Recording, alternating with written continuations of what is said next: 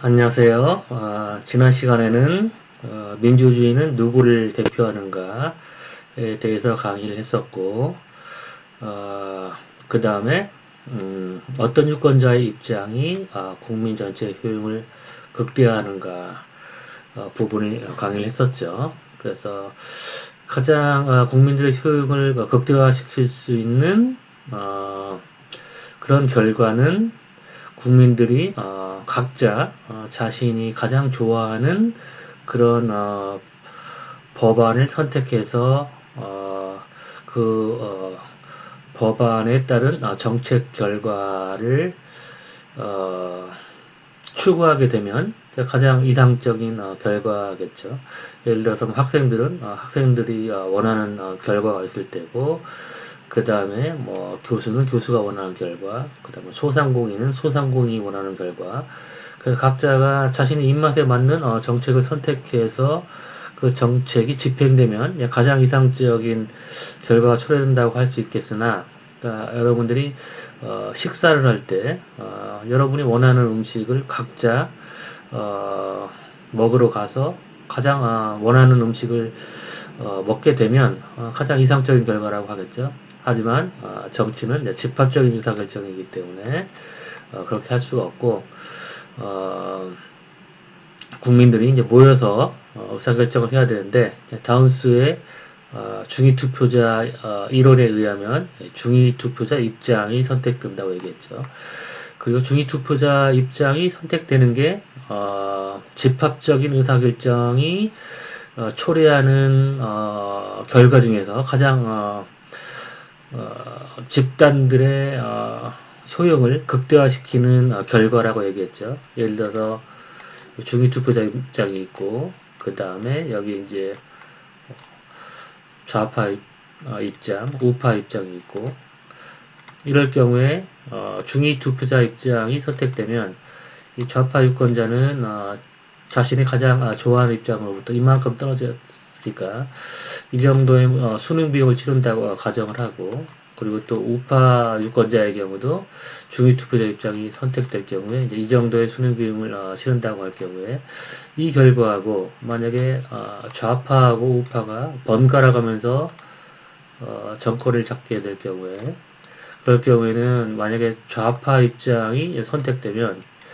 어, 이 중앙에 있는 유권자는 이만큼의 수능 비용을 치르게 되고, 우파 유권자는 이만큼의 수능 비용을 치르게 되니까 이 경우가 수능 비용이 증가하게 되는 거죠. 마찬가지로 또 우파 유권자 다수를 차지해서 우파 정권이 집권하게 되면, 그래서 우파 유권자 입장을 대변하게 된다면, 그러면 중간에 있는 유권자는 이만큼의 수능 비용을 치르고, 그 다음에 좌파 유권자는 이만큼의 수능 비용을 치르니까 훨씬 더 많은 수능 비용을 치르게 되는 거죠. 그러니까 항상 중위 투표자 입장만 채택돼서 좌우파 유권자들이 약간의 수능 비용을 치르는 것이 이런 결과가 초래되거나 이런 결과를 초래되는 것보다 더 적은 수능 비용을 치르게 되는 거죠.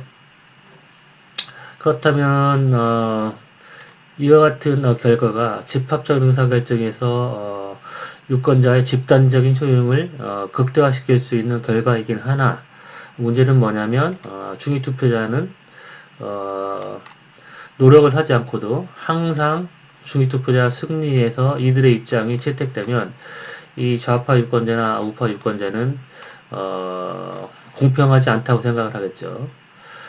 그리고 이제 실제로 선거 결과는 다운스가 예측한 중위투표자 입장이 선택되는 게 아니라 좌파 또는 우파 입장, 더 정확히 얘기하면 중위투표자가 있으면 좌파 입장과 우파 입장에서 약간 안쪽으로 이동한 그런 입장이 선택되고, 그리고 더 정확하게 얘기하면 만약에 우파가 유인가치의 이점이나 그 다음에 유인가치를 홍보하기 위한 선거 자원의 이점이 있다고 하면 그와 같은 후보 또는 그와 같은 정당은 수렴 동기가 더 강해서 더 안쪽으로 이동한다고 얘기했죠. 그래서 이와 같은 결과가 초래되겠죠. 만약에 이제 우파가 유인가치의 이점이나 선거 자원의 이점이 있다고 한다면, 그러니까 대칭적인 결과가 아니라 약간 비대칭적인 결과. 그러니까 좌파 정당은 약간 뭐 중도 좌파 입장, 그리고 우파는 중도 좌파에서 약간 조금 안으로 더 이동한 그런 결과가 줘야 되겠죠. 그래서 이와 같은 이제 결과를 음식점을 선택하는 그런 사례를 들어 설명했죠. 그래서 순한 맛을 원하는 그런 유권자들이 있고, 매운맛을 원하는 유권자도 있고, 중간 맛을 원하는 유권자들이 있다고 얘기했죠. 중위투표자 입장에 의하면 항상 중간 맛이 선택된다고 얘기했죠. 왜냐하면 순한 맛과 중간 맛이 이제 서로 경쟁하면 순한 맛을 좋아하는 유권자는 순한 맛을 선택하고, 중간 맛을 좋아하는 유권자는 중간 맛을 선택하고, 매운맛을 좋아하는 유권자는 중간 맛을 선택하니까 2대 1로 중간 맛이 선택된다고 얘기했죠. 그리고 또 중간 맛의 음식과 매운맛의 음식이 서로 경쟁하면 중간 맛을 좋아하는 유권자는 중간 맛을 선택하고, 순한 맛을 좋아하는 유권자도 중간 맛을 선택하고, 매운맛을 좋아하는 유권자는 매운맛을 선택하니까 역시 2대1로 중간 맛이 선택된다고 얘기했죠. 하지만 유권자들은 단순한 정치 소비자의 역할을 하는 게 아니라 정치 투자자의 역할을 하기 때문에, 예를 들어서 뭐 순한 맛을 원하는 유권자가 식당에게 정치 자원, 그러니까 자원을 기부를 해서 자신이 원하는 맛에 가까운 맛을 얻기 위해서 이 중간 맛에서 이쪽으로 약간 또 맛을 약간 순하게 해달라고 식당 주인한테 얘기하고 돈을 줄 수 있겠죠. 그러면 이제 그 식당 주인은 그 돈을 가지고 식당에 투자해서 프레시한 음식을 제공한달지, 재료를 사용한달지, 그렇게 하게 된다면 이 중간 맛을 좋아하는 그런 소비자도 순한 맛이지만 훨씬 더 신선한 재료를 사용하기 때문에 순한 맛을 선택할 수도 있겠죠. 그렇게 해서 순한 맛을 좋아하는 소비자가 자신이 원하는 음식을 먹기 위해서 정치 투자, 정치 자금을 식당에게 제공해서 자신과 가까운 맛 쪽으로 이렇게 맛을 변경시킬 수 있다고 얘기했죠.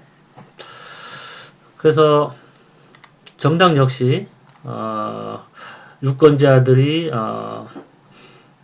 자신이 지지하는 정당에게 정치 자원을 제공해서 자신이 지지하는 정당이 제공하는 정책이 자신과 가까운 쪽으로 이동할 수 있도록 그렇게 정치 활동을 할 수가 있는 거죠. 그런데 이제 그 정치 자원을 정당이 여론을 수렴해서 이 다양한 정치 소비자들을 위한 공공정책을 만드는 데 활용한다면, 그렇다면은 예를 들어서 이 좌파 유권자가 정치 자금을 제공을 해서 자신이 지지한 정당이 약간 좌쪽으로 이동하게 만들었을 경우, 이 중도 유권자는 이 좌파 정당이 제공하는 공공정책이 자신에게도 이익이 된다고 생각할 경우에 좌측으로 이동하는 정당을 지지할 동기가 있겠죠. 아까 식당의 예처럼 식당이 자신이 투자를 받았을 때 그 투자금을 가지고 또 신선한 재료를 사용해서 이 중간 맛을 좋아하는 유권자들을 끌어들일 수 있듯이, 마찬가지로 정당도 다양한 유권자들의 공공의 이익을 대변할 수 있는 그런 좋은 정책을 만들면 중도 유권자들도 이제 끌어들이고, 중도 유권자의 경우에 자신이 원하는 이 중도 입장을 이 정당이 선택하지 않았음에도 불구하고 이 정당이 제공하는 공공정책으로부터 혜택을 볼 수 있기 때문에 굳이 손해라고 얘기할 수 없겠죠. 조금 전에 식당에 의해서 만약에 순한 맛을 원하는 이 소비자가 돈을 투자해가지고 식당으로 하여금 신선한 재료를 사서 약간 맛을 순하게 만들더라도 이 중간 맛을 좋아하는 유권자는 자기가 좋아하는 중간 맛의 음식은 먹을 수 없지만 훨씬 더 신선한 재료를 사용한 음식을 먹을 수 있기 때문에 맛에 대해서는 약간 손해를 보지만 재료에 대해서는 이익을 보게 되는 거죠. 마찬가지로 정당도 자신들이 투자받은 그런 자원을 가지고 좋은 공공정책을 만드는데 사용한다면 이 중도 유권자들이 조금 정책적으로는 손해를 보더라도 공공정책이 제공하는 유인가치, 그러니까 경제를 뭐 활성화 시킨달지 좋은 정책을 만들기 위해서 정치 자금을 사용한다면 그러면은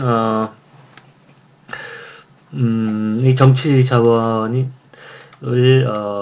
유용하게 사용하기 때문에 이 좌파 유권자뿐만 아니라 중도 유권자에게도 혜택을 줄 수가 있는 것이죠. 그런데 정치 자원을 이 다양한 지지자들에게 혜택을 줄 수 있는 공공정책을 개발하는 데 사용하지 않고 실체 없는 유인가치를 개발하는 데 사용하고 뭐 정치 공세, 정치 공작 그리고 상대편을 비방하기 위한 그런 네거티브 캠페인 이런 데 사용하게 되면 그렇다면은 이 중도 유권자들은 이 좌파 정당을 선택함으로써 이만큼 정책적인 손해를 보게 되는 거죠. 그러니까 어떤 공공정책의 혜택도 보지 않고 가짜 유인가치에 속아서 좌파 정당을 지지하기 때문에 우파 정당이 오히려 더 좋은 실질적인 유인가치를 갖고 있어서 혜택을 줄 수 있음에도 불구하고 이 가짜 유인가치에 속아서 만약에 좌파 정당을 지지하게 됐다면 그렇다면은 이거는 민주주의가 정상적으로 작동하지 않는 거죠. 마찬가지로 이제 우파 정당이 중도 유권자나 물론 이제 우파 정당이 우파 유권자로부터 정치 자금을 받아서 이쪽으로 이동하게 된다면 우파로 이동하게 된다면 우파 유권자들은 자신들이 제공한 정치 자금을 통해서 자신이 지지하는 정당, 우파 정당이 승리할 수 있게 되니까 어느 정도 이들이 제공하는 정치 자금이 유용하게 쓰였다고 할 수 있죠. 하지만 거기다 플러스 알파로 자신들이 제공한 정치 자원이 단지 선거 승리를 위한 자원으로만 쓰인 게 아니라 실질적인 유인 가치를 행사할 수 있는, 만들어낼 수 있는 그런 곳에 쓰였다면 우파 정당에게 정치 자금을 제공한 우파 유권자는 이중으로 혜택을 보는 것이죠. 마찬가지 식당에서도 매운맛을 좋아하는 유권자들이 식당에게 투자를 했는데 그 식당이 좋은 재료를 사서 음식 맛을 개선하는 게 아니라 식당을 이제 번드르르하게 그냥 겉만 번드르르게 하고 그리고 뭐 굉장히 값비싼 연예인을 이용해서 음식의 질은 개선시키지 않고 그런 겉으로 보이는 그런 홍보 활동을 통해서 소비자들을 끌어들인다면 그렇다면 이제 매운맛을 좋아하는 소비자들이 제공한 정치 자원은 유용하지 않게 사용되는 것이죠. 정당도 마찬가지로 자신들이 제공받은 정치 자원을 어떻게 사용하는가가 중요한데 이제 한국의 경우는 여러 번 수업 시간에 얘기했지만 실체 없는 유인가치 그리고 네거티브 캠페인 이런 식으로 자신들이 제공받은 그런 정치 자원을 사용하는 경향이 있죠. 그래서 여론 수렴 또는 정책 개발에 자원을 사용할 경우에 집합적인 그런 효용을 향상시킬 수 있음에도 불구하고 정당들은 이런 자신들이 지지한 그런 유권자들의 효용을 집합적으로 증진시킬 수 있는 그런 정책을 개발하기보다는 어떤 단기적으로 순간에 그 당시에 선거에서 승리를 하기 위한 그런 네거티브 캠페인이나 그리고 실체 없는 유행같이 홍보에 정치 자금을 사용한다는 그런 사용하는 경향이 있다고 얘기를 했죠. 그리고 또 실증적 효용과 이제 규범적인 판단은 다르다. 실증적으로는 중위 투표자 입장을 반영할 때 수능 비용을 최소화시킬 수 있으나 규범적으로 판단할 때는 중위 투표자는 어떤 정치 자원을 제공하거나 적극적인 그런 정치 활동을 할 동기가 약하다고 얘기했죠. 왜냐하면 이 급진적인 유권자들이 더 많은 수능 비용을 치러야 되기 때문에 만약 중도 입장을 취하게 될 경우에 거리가 이렇게 멀리 떨어져 있기 때문에 많은 수능 비용을 치러야 되기 때문에 그 수능 비용을 피하기 위해서 급진적인 유권자들은 더 많은 정치 활동과 더 많은 정치 자금을 제공을 하는데 그럼에도 불구하고 항상 별 정치 활동을 하지 않고 정치 투자를 하지 않는 중도 유권자가 중도 유권자 입장이 항상 선택된다면 그거는 이제 규범적으로 공정하지 않다. 그런 것이죠. 그러니까 어떤 실증적으로 최대 다수의 최대 행복이라는 그런 효능주의적인 선택이 옳은 것인지 아니면 투자한 만큼 노력한 만큼 대가를 얻어가는 게 좋은 것인지 그런 거는 정치 철학, 정치 사상의 영역이죠. 그래서 내가 후반부에 그래도 대의민주주의에서 어떤 입장이 선택되는 게 더 나은지에 대해서 얘기를 할 거예요. 그 다음에 국민의 뜻은 어떻게 모아지는가? 그러니까 이 챕터의 제목이 민주주의는 누구를 대표하는 거잖아요. 그렇다면 누구를 대표하는가를 알기 위해서는 국민의 뜻이 이제 어떻게 모아져서 결국에는 누구의 입장이 입법 결과로 초래되는가를 우리가 이해해야 되겠죠. 그래서 국민의 뜻은 이제 두 단계로 모아지는데 두 단계로 수렴하는데 두 단계를 거쳐서 수렴하는데 첫 번째는 이제 선거 경쟁을 통해서 두 번째 단계는 입법 경쟁을 통해서 국민의 뜻이 모아지고 최종적으로는 입법 결과를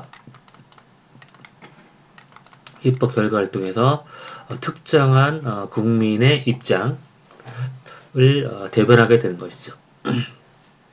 근데 선거 경쟁에서 국민의 뜻이 어떻게 모아지는가는 선거 제도에 따라 달라지는 것이죠.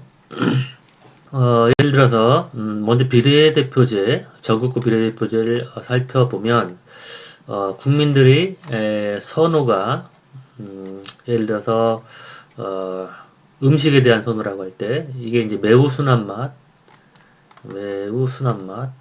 매순, 그 다음에 이게 이제 순한 맛, 이게 약간 순한 맛, 약순, 이게 이제 중간 맛, 이거는 약간 매운맛, 이거는 매운맛, 이건 이제 매우 매운맛,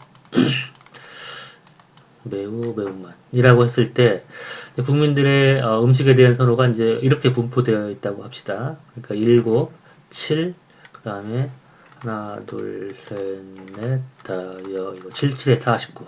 그러니까 49명, 이 나라에 49명의 국민 또는 뭐 49개의 집단이 있다고 할 경우에 각 개인 또는 각 집단의 선호가 이렇게 분포되어 있다고 하면 그러면 매우 순한 맛을 좋아하는 사람은 하나, 둘, 셋, 넷, 다, 여, 7. 이 사람들이 모여서 정당 A를 만들고 그 다음에 순한 맛을 좋아하는 이 유권자들 하나, 둘, 그 다음에 셋, 넷, 다, 여, 7명이 정당 B를 만들고, 마찬가지로 3번 유권자들이 정당 C를 만들고 이런 식으로 만들었다고 할 경우에 이제 비례대표제로 선거를 치르게 된다면 이게 이제 전국구 수준에서 비례대표제를 치르게 된다면 각 정당은 7표씩을 얻게 되겠죠. 그러니까 7표를 얻으니까 전체 100% 중에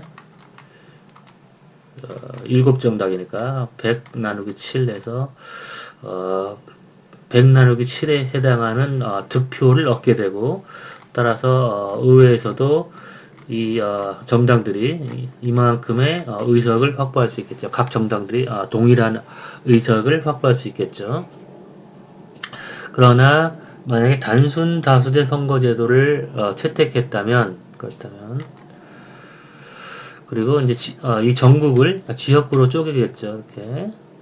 그래서 이처럼 만약에 쪼갠다면, 그렇다면 다운스의 이론에 의하면 각 선거구에서는 중위투표자 입장이 승리한다고 얘기했죠. 그러니까 중위투표자 입장이라고 하면 이제 중간맛을 원하는 사람이 맛의 1차원적인 공간에서 순한맛, 매우 순한맛과 매우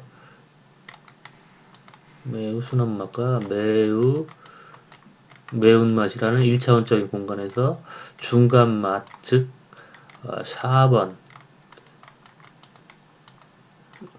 입장을 띄는 그런 후보가 지역구 1에서도 승리하고, 마찬가지로 지역구 2에서도 중간맛, 물론 4번이 세 번째에 위치했지만 이 스펙트럼에서는 중간에 해당되죠.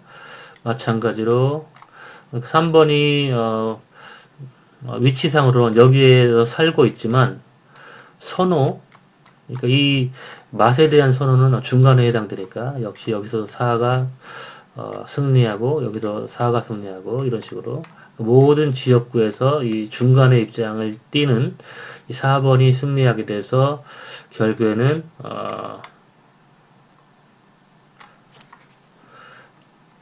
양당 체제, 단순 다수에서 이제 양당 체제가 형성된다고 하더라도 결국에는 항상 4가 승리하게 돼서 의회에는 이 4를 선호하는 대표들로 채워지게 되는 거죠.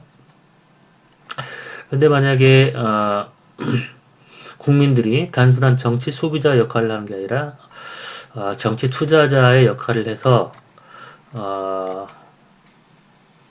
1번부터 3번 지역구에서는 이 급진적인 유권자, 그러니까 순한 맛을 좋아하는, 매우 순한 맛을 좋아하는 이 유권자가 정치 투자를 한다고 해봐요. 정치 투자를 해서 자신 쪽으로, 가까운 쪽으로 유권자들로 하여금 자신과 가까운 후보를 지지하게 만들었다고 해봐요. 그래서 2번을 지지하게 만들었다고 해봐요. 1번부터 7번까지가 있는데, 이거 4번이 있는데, 1번 유권자가 정치 투자를 해서 매운 이 순한 맛, 유권자들로 하여금 이 순한 맛의 어떤 매력을 홍보해서 유권자들이 이 순한 맛을 지지하는 정당 A, 순한 맛을 지지하는 정당 A가 이 4번 입장을 채택하는 게 아니라 중위투표자 입장에 의하면 점점 수렴해서 두 정당 모두 A 정당과 B 정당 모두 4를 선택한다고 했는데, 정치 투자자의 역할을 한다는 내 이론에 의하면 급진적인 유권자들이 정치 자원을 제공해서 A 정당에게 정치 자원을 제공하고, 또 이 매운맛을 좋아하는 급진적인 이 유권자가 B 정당에게 이제 정치 자원을 제공하는데, 1번 지역구, 2번 지역구, 3번 지역구에서는 이제 1번 유권자들이 돈이 더 많아서 더 적극적으로 투자를 해서 정당 A가 승리를 했다고 해봐요. 그러니까 1번, 2번, 3번 지역구에서는 1번 유권자들이 더 많은 투자를 해서 A 정당으로 하여금 좌측으로 이동하게 만들어서 이제 E의 입장을 채택하게 하고 그래서 A 정당이 승리했다고 가정을 합시다. 그 다음에 이제 4, 5, 6, 7 지역구에서는 이 지역구에서는 7번 유권자들이 훨씬 더 적극적으로 인적인, 물질적인 자원을 제공해서 정당 B로 하여금 정당 B의 입장을 자신적으로 끌어당겨서 한 6번 정도의 입장을 취하도록 만들었다고 합시다. 물론 뭐 7까지도 끌어당길 수 있지만 그럴 경우에는 엄청나게 많은 자원을 제공을 해야 되겠죠. 그러니까 7번 유권자들이 자신의 입장을 채택할 정도로 그 정도로 이제 정치 자원은 없어서 한 6까지 B라는 정당이 6의 입장을 채택하도록 만든 거죠. 만약에 한국의 상황에서 이제 극우 유권자들이 있다면 극우 유권자들이 뭐 극우 정당에게 어마어마한 정치 자원을 제공해서 그 예를 들어서 뭐 수조 원의 정치 자원을 제공해서 극우 정당이 유권자들로 하여금 개인당 뭐 5억씩 주겠다. 이제 그런 공약을 내세울 정도로 정치 자원을 제공하고 대신 7번의 입장을 채택하도록 해라. 그렇게 한다면 뭐 7번이 승리할 수도 있겠죠. 근데 현실 세계에서는 아무리 급진적인 유권자라고 하더라도 이 급진적인 유권자들이 자신의 입장을 채택할 정도로 자신이 지지하는 정당을 끌어올 수는 없죠. 이게 이 급진적인 입장으로 이제 끌어오는 데는 어느 정도 한계가 있는 것이죠. 그러니까 집토끼들이 자신들이 지지하는 정당이 자신의 입장을 채택할 수 있을 정도로 정치 자원을 제공하기는 그 정도의 정치 자원은 없기 때문에 1번, 2번, 3번 지역구에서는 이제 2번까지 끌어오고 A 정당의 입장을 그 다음에 4, 5, 6, 7 지역구에서는 7번 유권자들이 정치 자원을 제공해서 6번까지만 끌어올 수 있다고 이제 가정을 한 거예요. 그럴 경우에는 이제 의회는 어떻게 구성되느냐? 2번 입장을 대표하는 3명의 국회의원과 그 다음에 6번 입장을 대표하는 4명의 국회의원으로 구성되겠죠. 그렇다면은 이제 나중에 두 번째 단계인 입법 경쟁에서 이 단계에서는 의원들이 어떤 의원들이 대표하는가에 대해서 다루고 있지만 의원들은 입법 경쟁에서 결국엔 사의 입장을 대변할 테고 그 다음에 이와 같은 의회에서는 2가 3명이고 6이 4명이기 때문에 만약에 다수결 입법 규칙을 사용한다면 6의 입장이 채택되겠죠. 그렇기 때문에 일단은 국민의 뜻이 어떻게 모아지는가는 선거 결과에 따라서 달라지게 되고 그 다음에 누가 의회에서 다수를 차지하는가 그 다음 의회에서 입법 규칙이 어떻게 되는가 다수결인가 아니면 초다수결인가에 따라서 또 결과가 달라지겠죠. 그렇기 때문에 우리는 두 번째 단계 입법 경쟁에서는 무엇을 봐야 되느냐? 일단은 입법 결과가 초래되기 위해서는 정당 간에 그러니까 어떤 정당이 다수를 차지하는가가 중요하죠. 정당 간 경쟁이 일어나고 그 다음에 또 대통령제와 그 다음에 의회제에서는 행정부와 이제 입법부가 있죠. 그래서 행정부와 입법부가 대통령제에서는 서로 견제 관계이고 그 다음에 의회제에서는 서로 의존적이라고 얘기했죠. 그래서 행정부와 입법부 관계가 어떻게 되는가에 따라서 입법 결과가 또 다르게 되는 거죠. 조금 전에 얘기했듯이 이 선거제도 그러니까 비례대표제를 채택하느냐 아니면 단순다수제를 채택하느냐 그 다음에 정부 형태 조금 전에 얘기했듯이 의회제냐 아니면은 대통령제냐 그 다음에 입법규칙이 다수결이냐 아니면 초다수결이냐에 따라서 완전히 다른 입법 결과가 초래되게 되는 것이죠. 선거제도와 정부 형태와 입법 규칙의 조합을 생각해 보면 2 곱하기 선거제도가 단순 다수제냐 비례대표제냐 이 두 가지 경우 정부 형태가 의회제냐 아니면은 대통령제냐 두 가지 그 다음에 입법 규칙이 다수결이냐 초다수결이냐 두 가지 그래서 8개의 조합을 생각할 수가 있죠. 물론 이제 선거제도가 단순 다수제와 뭐 비례대표제 중간에 뭐 준 비례대표제도 있고 뭐 정부 형태도 준 대통령제 아니면 뭐 여러분이 배운 하이브리드 시스템 그런 대통령제와 의회제를 섞어 놓은 그런 제도도 있죠.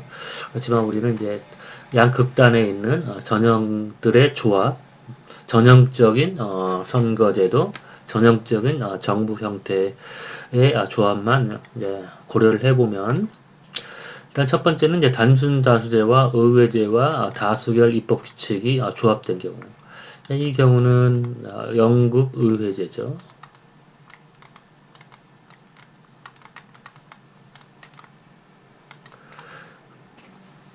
단순 다수제를 채택하기 때문에 양당제가 창출될 가능성이 높고 물론 이제 영국이 완전한 양당 체제는 아닌데 의회에서 한 정당이 다수를 과반수를 차지하는 경우가 대부분이기 때문에 양당제 국가로 얘기할 수 있죠.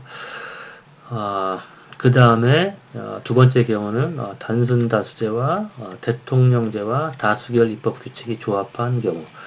이 경우는 선진 민주주의 국가에서는 이와 같은 조합은 경험적으로 발견되지 않고 있어요. 물론 한국이 국회 선진화법을 채택하기 전에는 다수결 입법 규칙이었죠. 근데 한국은 미국식의 순수한 대통령제가 아니라고 얘기했죠. 많은 의회제의 요소를 가지고 있는 대통령제라고 얘기했고, 그리고 또 한국은 또 완전한 또 단순 다수제도 아니죠.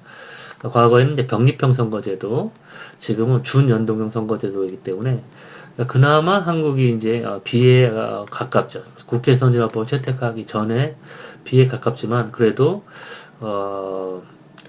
미국식의 순수한 대통령제가 아니란 점, 그 다음에 병립형 선거제도라는 점에서 완전한 비라고는 볼 수 없고, 그 다음에 이제 C는 단순 다수제, 대통령제, 초다수결 입법 규칙.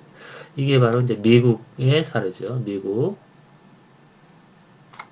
그 다음에 이제 이 경우는 비례대표제와 의회제와 다수결 입법 규칙이 만난 경우. 이제 이 경우가 대부분의 유럽의 대륙 국가들, 뭐 독일, 그 다음에 스위스, 스웨덴, 노르웨이, 핀란드, 이태리, 뭐 그런 국가들이 바로 이제 대부분의 유럽에 있는 민주주의 국가들이 이 시스템이죠.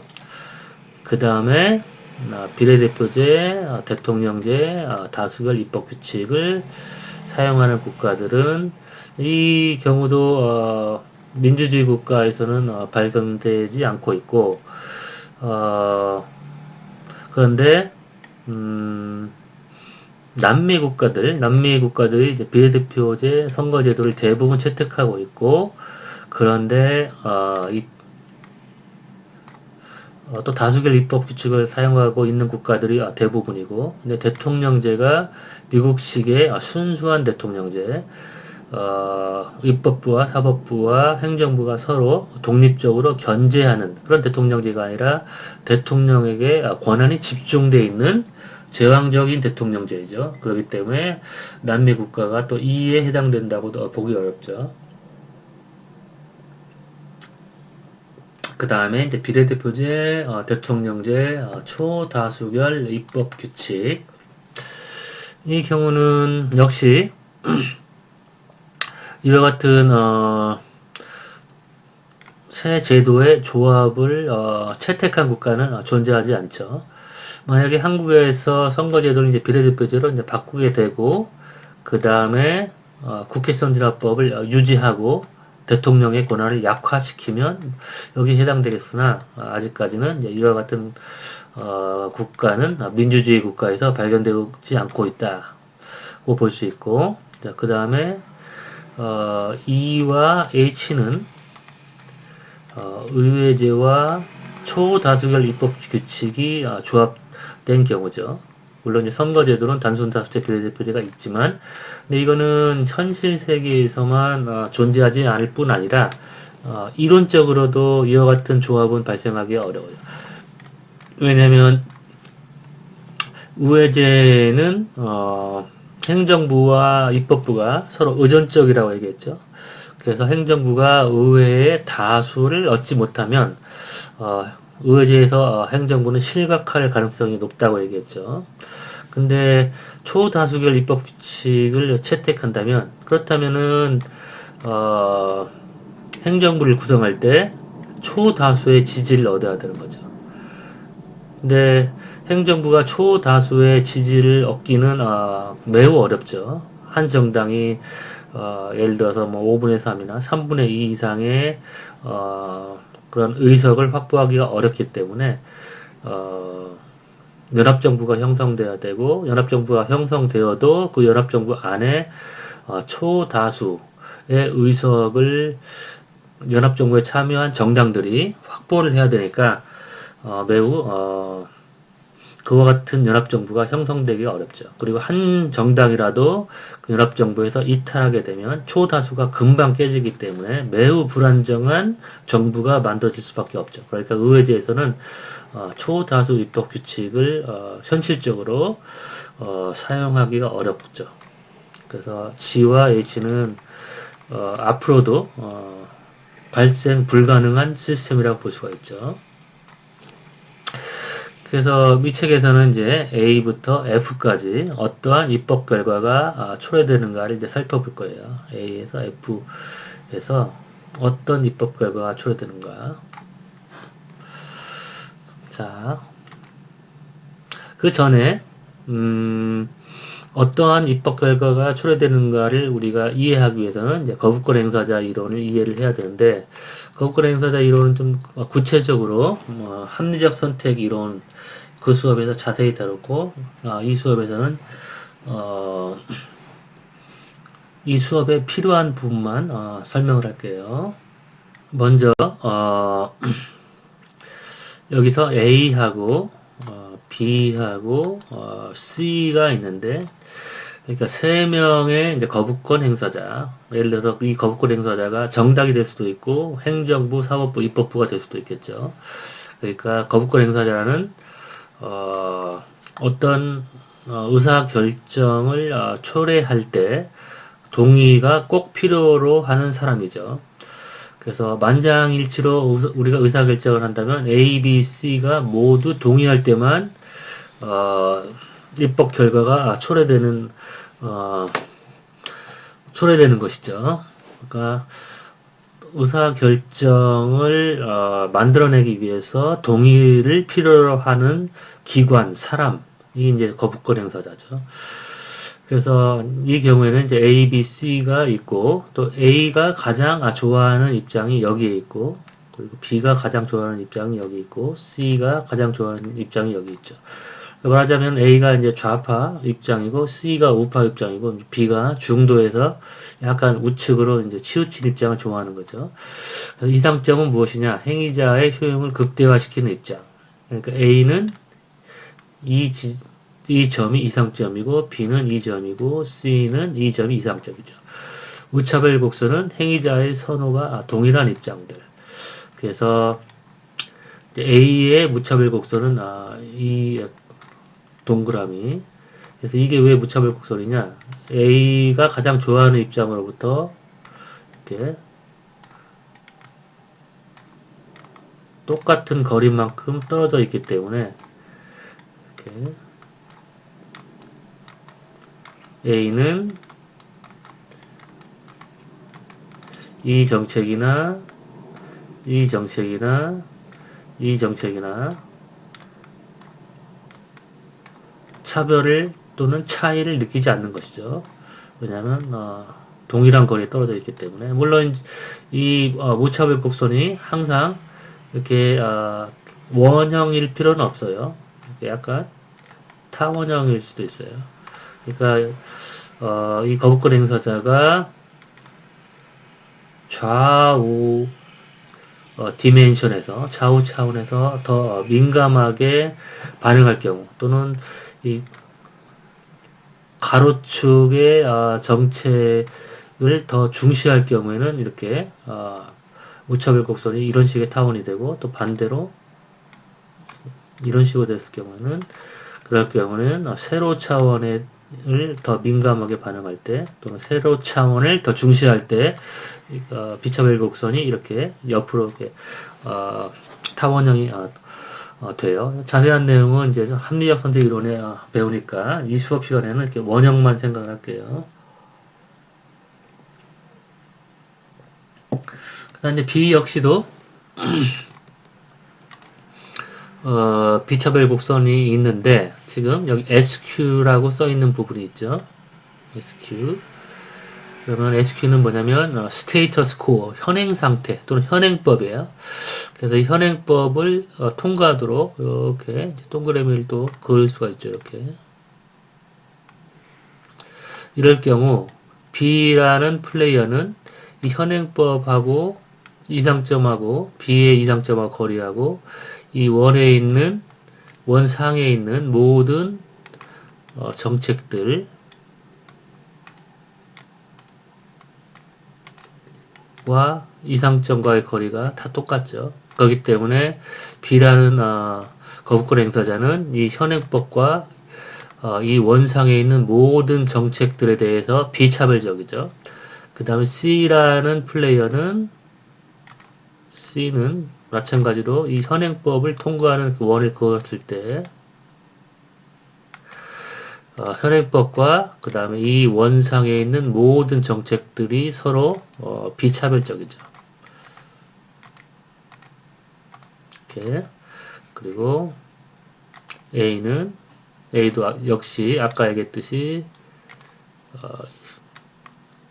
이 비차별 곡선에 있는 모든 정책들에 대해서 차별을 느끼지 않는데 여기 이 비차별 곡선도 이 SQ 현행 상태를 통과하죠. 이렇게. 그 다음에 현 상황의 승리 집합은 무엇이냐? 현 상황이 바로 이제 스테이터스 코 현행법을 의미하는 거죠. 현 상황에 승리할 수 있는 대안들 집합이다. 그러면 이제 A의 경우에는 이 자신의 무차별 곡선, 이 현 상황을 통과하는 무차별 곡선 안에 있는 모든 정책들을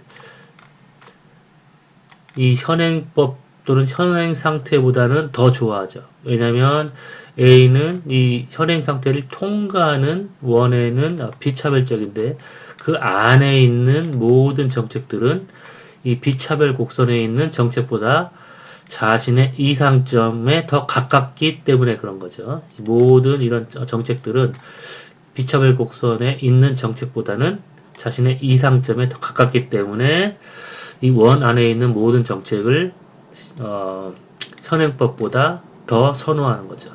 B 역시도 이 현행법을 통과하는 이 원에 있는 모든 정책보다 이 원 안에 있는 모든 정책들을 더 선호하는 거죠. 왜냐하면 B와 더 가깝기 때문에 거리가 이렇게 C도 마찬가지로 이 현행법을 통과하는 이 무차별 곡선에 있는 정책보다 또는 이 현행법보다 이 안에 있는 정책들을 더 선호하는 거죠. 그렇다면은 이 세 사람이 만나서 의사결정을 할 때 만장일치로 의사결정을 한다면 왜냐하면 거부권 행사자이기 때문에 한 사람에도 거부권을 행사하면 의사결정이 이루어지지 않죠. 그러니까 세 사람 모두 다 동의할 때 의사결정이 만들어지니까 이 현행법보다 더 선호하는 법안이 있어야지. 세 사람 모두 현행법보다 더 선호하는 법안이 있을 경우에만 이 현행법을 물리치고 새로운 법안을 통과시킬 수가 있겠죠. 그러면 그런 법안은 어떤 법안이냐? 아까 얘기했듯이 이 A의 비차별 곡선, 무차별 곡선 안에 있는 정책들은 현행법보다 A가 더 좋아하니까 이렇게 이 안쪽에 있는 정책들이죠. B 역시도 이 원 안쪽에 있는 정책들. C 역시도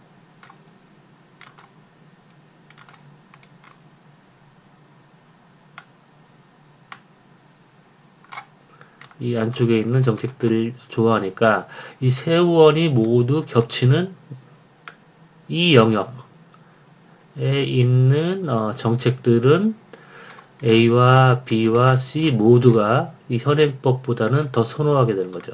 이게 바로 현 상황의 승리집합이에요. 현 상황에 대한 승리집합. Win set of the status quo. 현 상황에 승리할 수 있는 집합. 이 경우에는 이 승리집합이 존재하는 거죠. 그렇기 때문에 만약에 이 A, B, C 중 하나가 예를 들어서 A가 여기에 있는 법안을 발의한다면 그렇다면 A는 이걸 이제 amendment 그냥 AM이라고 할게요. 수정안. 그러면 A는 당연히 A라는 플레이어는 SQ하고 AM하고 거리를 볼 때 AM이 SQ보다 더 가까우니까 AM을 지지하죠. A가 지지하고 그다음 B도 AM이란 수정안과 SQ라는 현행법을 비교했을 때 AM의 거리가 AM까지의 거리가 SQ까지의 거리가 더 가까우니까 B 역시도 AM 어멘드먼트를 지지하고 C도 현행법보다는 어멘드먼트가 더 가까우니까 C도 어멘드먼트를 지지하게 되는 거죠. 그래서 SQ를 어멘드먼트가 이겨서 현행법을 수정안이 승리할 수 있게 돼서 현행법을 개정할 수 있는 거죠. 중액은 이제 패배하지 않는 입장들의 집합이에요. 예를 들어서 먼저 중액이 뭔가를 이 그림을 통해서 보여주면 이 그림에서 중액은 어떤 거냐면 A와 B와 C를 연결하는 직선에 있는 모든 법안들이 바로 중액을 구성하는 거예요. 그렇다면 왜 이 선분 A와 B와 C를 연결한 선분에 있는 법안을 패퇴시킬 수 없느냐, 이 법안들에 승리할 수 없느냐를 따져놓고 보면 만약에 현행법이 여기에 있다고 해봐요. SQ가 이게 더 이상 현행법이 아니라 SQ가 여기 있다고 해봐요. 그러면 SQ를 통과하는 무차별 곡선을 우리가 그릴 수 있겠죠. 이렇게 그 다음에 또 B를 중심으로 SQ를 통과하는 원을 그릴 수 있겠죠. 이렇게 그 다음에 C를 중심으로 이 SQ를 통과하는 원을 그릴 수 있겠죠. 이렇게. 그러면 이 경우에 이 세 원이 교차하는 영역이 존재하지가 않죠. 그 얘기는 뭐냐면 승리집합 이 SQ에 대한 승리집합은 존재하지 않는다는 걸 의미하고 따라서 이 SQ 이 현행법은 이길 수가 없게 되는 거죠. 이 SQ는 패배하지 않게 되는 거죠. 일단 왜 이 SQ가 패배하지 않느냐? 조금 전에 얘기했듯이 이제 승리집합이 존재하지 않고 그럼 왜 승리집합이 존재하지 않냐면 예를 들어서 이 SQ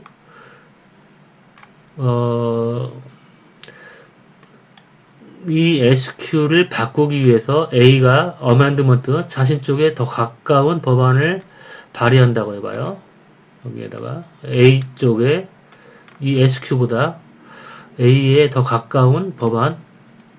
이제 이건 이제 스몰 레러로 A에 어떻게 어멘드먼트. 그러면 A는 자신이 발의한 이 어멘드먼트가 이 현행법과 더 가까우니까 이거는 이제 A가 지지하게 된 거죠. 근데 B와 C는 현행법이 이 어멘드먼트보다 더 가깝죠. 그러니까 SQ를 지지하게 되는 거죠. B는 C 역시도 SQ를 지지하게 되는 거죠. 그러니까 A가 이 현행법을 자기 쪽으로 끌어오려면 B와 C가 싫어하는 거죠. 그러니까 자기 쪽으로 끌어올 수가 없는 거죠. 반면에 B가 또 자신 쪽에 더 가까운 법안을 만약에 발의했다고 해봐요.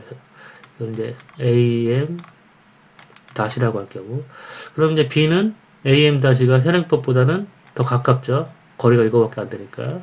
그렇기 때문에 B는 AM 다시를 지지하고 C도 이 AM 다시가 이 거리가 현행법보다는 더 가까우니까 C도 AM 다시를 지지하죠. 근데 A가 AM 다시를 지지하지 않죠. 왜냐면 AM 다시까지 거리가 이렇게 되고 현행법까지 거리가 이렇게 되니까 A가 반대해서 AM 다시를 채택할 수 없고 이 현행법, 그러니까 이 선분 안에 있는 선상에 있는 이 현행법은 바꿀 수가 없게 되는 거죠.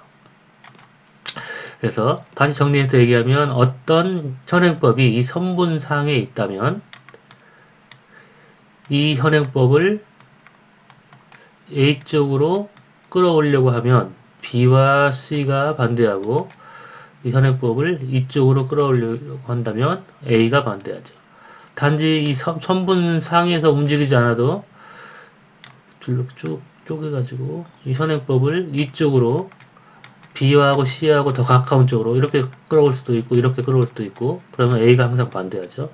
그리고 이 선분상에 있는 어떤 법안이라고 하더라도 A가 이쪽이나 뭐 이쪽이나 자기 쪽으로 더 가깝게 끌어오려고 하면 B와 C가 반대하기 때문에 이 선분상에 있는 현행법은 패퇴시킬 수가 없는 거죠.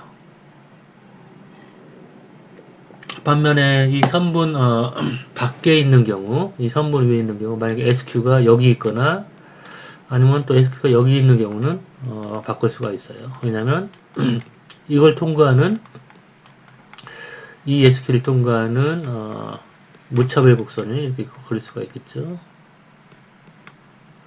그 다음에 마찬가지로 B를 중심으로 요거를 통과하는 무차별 곡선을 그리면 벌써 지금 겹치는 부분이 발생했잖아요. 그 다음에 C를 중심으로 SQ를 통과하는 무차별 곡선을 그리면 여기 겹치는 부분이 존재하게 되는 거죠. 하지만 이 선분선상에서는 현행법이 이 선분 위에 존재하고 있다면 이 세 원이 교차하는 영역이 존재하지 않게 되는 거죠. 그리고 이제 A와 B와 C가 일직선상에 있으면은 이 선분이 중액이지만 만약에 A와 B가 C가 이렇게 선분상에 있지 않고 2차원적인 공간에 있는 경우에는 중액이 A와 B와 C를 연결하는 이 삼각형 안에 있는 모든 법안들이 바로 이게 중액이에요. 이걸 이제 합리적 선택 시간에 2차원적인 공간은 배울게요. 일단은 여기서 1차원적인 경우만 배우고 그래서 이 개념을 여러분이 이해할 필요가 있고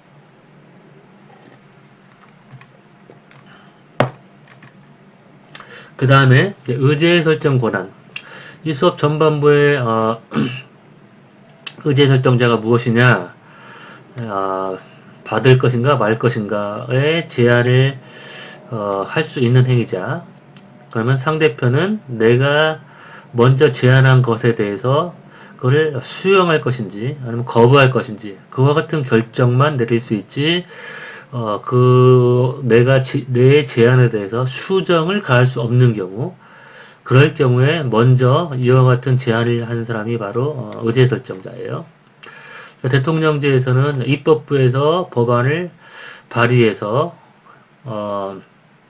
의결을 한 다음에 대통령에게 던져놓죠. 그럼 대통령은 그걸 수정할 수가 없고 그 법안을 받을 것인가 아니면 거부권을 행사할 것인가만 결정할 수 있죠. 의회제에서는 행정부가 법안을 만들어서 의회에 그 법안을 던져놓으면 그러면 의회에서 행정부 법안에 동의하는지 동의하지 않는지 그 결정만 낼 수 있죠. 행정부 법안을 수정할 수가 없고 그렇기 때문에 대통령제에서는 의회가 의제설정권을 가지고 의회제에서는 정부가 의제설정권을 가진다. 그리고 뭐 일상생활에서 여러분이 재래시장에서 물건을 사면 상인이 먼저 가격을 제시를 하죠. 그러면 여러분은 재래시장에서 물건을 깎을 수 있죠. 상인이 제시한 가격을 수정할 수가 있는 거죠. 그러면은 상인은 의제설정권을 가지고 있지 않죠. 하지만 이런 백화점이나 이런 마트에서는 여러분이 가격을 보고 그 가격을 보고 사는 거죠. 그러면은 마트에서는 그 가격을 제시하고 여러분은 그 가격에 흥정을 붙여서 그 가격을 깎을 수 없고 여러분이 할 수 있는 결정은 그 가격에 대한 물건 그 가격으로 설정되어 있는 물건을 살 것인가 말 것인가의 결정만 하게 되는 거죠. 그럴 경우 그 마트나 백화점은 의제 설정권을 가지게 되는 거죠. 그래서 이것도 이제 거부권 행사자 이론을 통해서 의제 설정자가 자신에게 유리한 그런 결과를 도출할 수 있다는 걸 보여줄 수 있어요. 그래서 만약에 X가 의제 설정자인데 대통령제에서는 의회가 의제 설정자라고 했죠. 대통령제의 경우 대통령제 그리고 이제 Y가 행정부라고 했을 경우 그러면 이제 현행법이 여기 있다고 할 경우에 역시 이제 현행법을 통과하는 비차별 곡선을 이렇게 그릴 수가 있죠. 이렇게 그리고 마찬가지로 Y를 중심으로 행정부를 중심으로 현행법을 통과하는 무차별 곡선이 그릴 수가 있죠. 그러면 이게 바로 이제 승리 집합이 되는 거죠. 그러니까 이 안에 있는 어떠한 법안도 이 현행법에 승리할 수가 있는 거죠. 달리 얘기하면 의회와 행정부 모두 현행법보다는 이 안에 있는 모든 법안을 더 선호한다는 거죠. 그렇죠? 그렇다면 의회가 먼저 법안을 발의한다면 그렇다면 일단 행정부가 받을 수 있는 행정부도 동의할 수 있는 법안을 제안하겠죠. 그러면 행정부도 받을 수 있는 법안은 어떤 법안이냐? 현행법보다는 행정부와 더 가까운 법안이 되겠죠. 그러니까 행정부의 무차별 곡선 안에 있는 법안을 제안을 하는데 행정부가 받아야 되니까 근데 의회 역시도 자신이 현행법보다는 더 선호하는 법안을 발의하겠죠. 근데 그 법안이 의회도 현행법보다 더 선호하고 행정부도 현행법보다 더 선호하는 법안은 이 승리집합인데 이 승리집합 중에서도 자신과 가장 가까운 승리집합 안에 있는 법안 중에 자신과 가장 가까운 이 A 법안을 의회가 제안을 하겠죠. 그럼 행정부의 경우에는 A와 SQ를 비교했을 때 현행법과 A를 비교했을 때 A가 현행법보다는 더 가깝기 때문에 거리가 더 가깝기 때문에 A를 받을 수밖에 없는 거죠. 그러니까 의회가 의제 설정자인 경우에는 행정부가 받을 의향이 있는 법안들 중 자신과 가장 가까운 법안 A를 발의하게 되는 거죠. 그러니까 대통령제에서는 의회에 더 유리한 의회 쪽에 치우친 A라는 법안이 통과되는 거죠. 근데 의회제에서는 행정부가 법안을 발의하죠. 그럼 행정부는 의회도 받을 수 있는 법안들 중에서 즉 이 승리집합에 있는 법안들 중에서 법안 내부에서 승리집합 내부에 있는 법안들 중에서 자신과 가장 가까운 법안인 B를 제안하게 되고, 의회는 당연히 B가 SQ보다는 더 가까웠기 때문에 B를 받을 수밖에 없는 것이죠. 마트에서도 마찬가지죠. 현찰을 이렇게 내놓으면 현찰 가격을, 그러면은 소비자들은 그 현찰 가격보다 더 비싼 돈을 주고도 살 용의가 있는 사람들은 그 물건을 살 수밖에 없게 되는 거죠. 물론 이제 그 물건보다 더 낮은 가격을 생각하고 있는 소비자들은 사지 않겠지만, 그 물건보다 더 비싼 가격을 주고도 살 생각이 있는 사람들은 그 물건을 마트가 제한한 가격에 사겠죠. 더 깎지 못하고. 그렇기 때문에 이 그림이 보여주는 것은 뭐냐? 대통령제에서는 의회가 의제설정자고, 의회에 더 가까운, 의회에 더 유리한 법안이 통과되고, 그 다음에 의회제에서는 행정부에 더 가까운 법안이 통과된다는 걸 알 수 있죠. 근데 여러분, 신문에서도 그렇고, 고등학교 교과서에도 그렇고, 대통령제는 대통령의 권한이 더 강하다고 배웠죠. 근데 그게 아니라 대통령제에서는 의회의 권한이 강해요. 미국도 마찬가지고. 왜냐하면 의회가 의제 설정 권한을 가지고 있기 때문에 자신에게 더 유리한 법안을 끄집어낼 수 있기 때문에, 만들 수 있기 때문에 그런 거예요. 근데 한국에서 대통령 권한이 강하게 보이는 이유는 행정부도 법안을 발의할 수 있고, 또 대통령이 다수 여당을 장악할 수 있게 되면, 그러면은 다수 여당, 의회가 실질적인 의제설정권을 잃어버리게 되고, 대통령이 실질적인 의제설정권을 갖게 되기 때문에 그런 거죠. 대통령이 행정부 법안을 발의를 하면, 그러면은 그와 같은 경우는 의회제의 경우죠. 행정부가 법안을 발의하는 경우. 그러면은 다수 여당은 그거를 받을 수밖에 없죠. 막강한 대통령이 다수당의 공천권을 행사하고 다수당을 장악하고 있다면 행정부안을 다수당이 거부할 수가 없잖아요. 그리고 또 다수 여당이 법안을 발의할 때도 대통령의 입맛에 맞는 법안을 발의하겠죠. 그렇기 때문에 대통령의 권한이 강한 것처럼 보이지, 입법부와 행정부가 서로 독립적인 순수한 대통령제에서는 입법부가 대통령보다 더 강한 입법 권한을 가지고 있어요. 그러면 오늘의 강의는 여기까지 할게요. 네, 수고 많았습니다.